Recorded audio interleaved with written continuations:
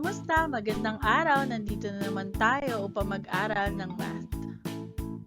Ang pag-aaralan natin ngayon ay tungkol sa inverse variation. Pag sinabi nating variation, ibig sabihin nito ay kung paano nagbabago ang isang value compared sa another value, or kung meron bang functional relationship yung dalawang variables. Sinasabing may dalawang group ng variation, yung direct variation at yung inverse variation. Ang inverse variation ay nangyayari kapag ang isang situation ay nag-produce ng pares ng number na may constant product. This is represented by the mathematical statement y is equals to k over x, kung saan ang pag-increase sa y ay nagkakos ng pag-decrease naman sa x.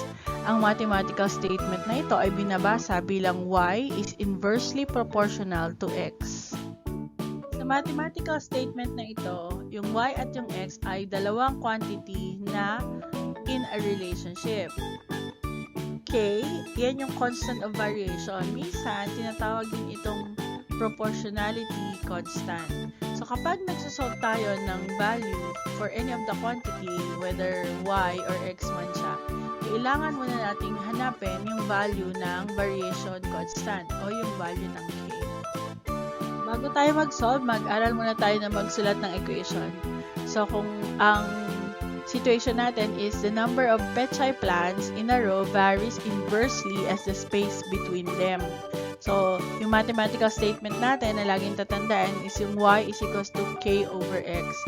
Ibig sabihin, yung pechay plants represented by p, no, varies inversely dun sa space represented by s. Kaya yung mathematical statement natin is p is equals to k over s. So another example, we have the length of a rectangular field varies inversely as its width. So again, yung length natin, so yun yung y natin, and yung width natin, yun yung x natin. So ang ating mathematical statement is L is equals to K over W. So, mag-try pa tayo ng iba. The density of air varies inversely as the volume of water in the atmosphere. So, again, huwag natin kakalimutan na yung mathematical statement for the inverse variation is y is equals to kx. So, dito, yung density of air, yun yung y natin. At yung volume of water naman natin, yun yung x natin. Kaya, D is equals to K over B, or the density of air represented by D varies inversely as the volume of water in the atmosphere represented by V. So, isa pa, the base of a triangle varies inversely as its altitude. So, yung base natin, siya yung y natin, at yung altitude natin, siya yung x natin. Kaya meron tayong B is equals to K over A. So, ngayon naman, mag-solve tayo ng constant of variation. So, y varies inversely as x, and y is equals to 12 when x equals 5. So, 12 is equals to k over 5. Para ma-solve natin yung value ng k, so, mag-cross multiply tayo. 12 times 5 is equals to k. Therefore, our k is equals to 60. Let's have another example. M varies inversely as A, and M is equals to 10 when A is equals to 2 over 5. Ganun ulit, 10 is equals to K over 2 over 5. We use again cross multiplication, yun yung shortcut method natin. 2 over 5 times 10 is equals to K. So we multiply 2 times 10 is 20 over 5. Therefore, ang K natin ay 4. So, yan, mag-solve na tayo ngayon. If y varies inversely as x and y is equals to 3 when x is equals to 4, find y when x is equals to 6. So, una natin gagawin, syempre, tandaan natin yung mathematical statement na y is equals to k over x. And then, represent na natin yung given. So, 3 is equals to k over 4. Hanapin muna natin yung k.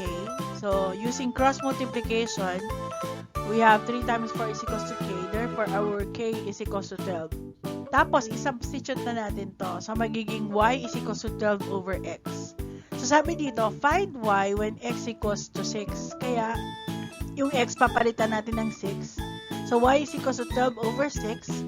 Y is equals to 2. Mag-solve pa tayo ng isa. If m varies inversely as a and m is equals to 100 when a is equals to 27, find m when a is equals to 45. So again, una natin gagawin is to solve for k given the mathematical statement. So 100 is equals to k over 27. Gamitin ulit natin yung shortcut method natin na cross multiplication. So that's our shortcut method for MPA, no? Multiplication property of equality, so MPE. So 100 times 27 is equals to K, and that is 2,700. So ngayon na meron na tayong value ng K, isa-substitute na natin siya sa equation. M is equals to 2,700 over A. At sabi dito, find M when A is 45. So, M equals 2,700 divided by 45, which gives us 60. So, ang value ng M natin ay 60. So, mag-solve na tayo ng problem. The number of days needed in repairing a house varies inversely as the number of men working. It takes 15 days for 2 men to repair the house. How many men are needed to complete the job in 6 days? So, yung ating mathematical statement ay yung number of days, so represented by D, varies inversely as the men working, represented by M. So, hanapin muna natin yung value ng K. So, 15 is equals to K over 2. Again, applying MPE using shortcut method cross multiplication.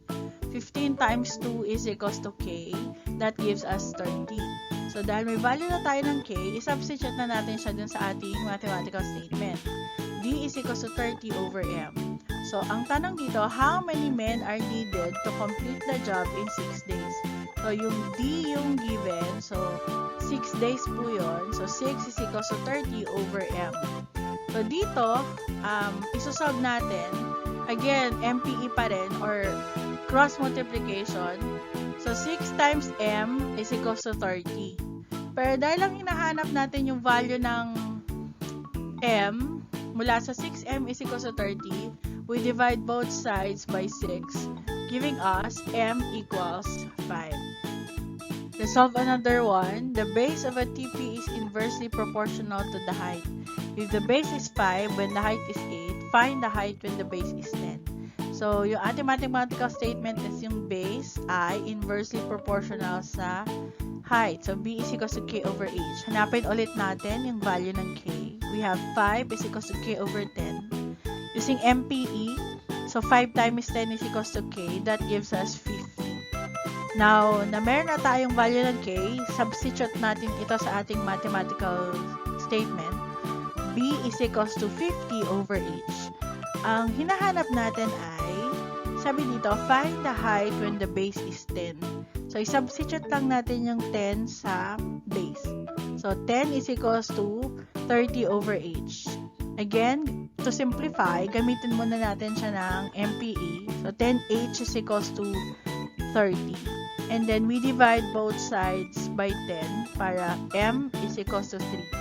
So, 3 yung height when the base is 10. Napakaraming problems na nag-i-involve ng inverse variation. Kasi katulad ng direct variation, ginagamit natin ito na sa pang-araw-araw nating pamumuhay. But remember lang na kapag sasagot tayo ng variation, whether inverse man siya o direct, lagi nating kukuhanin muna yung variation constant kasi yun yung susi para masagutan natin yung ating problema. Salamat! Hanggang sa muli!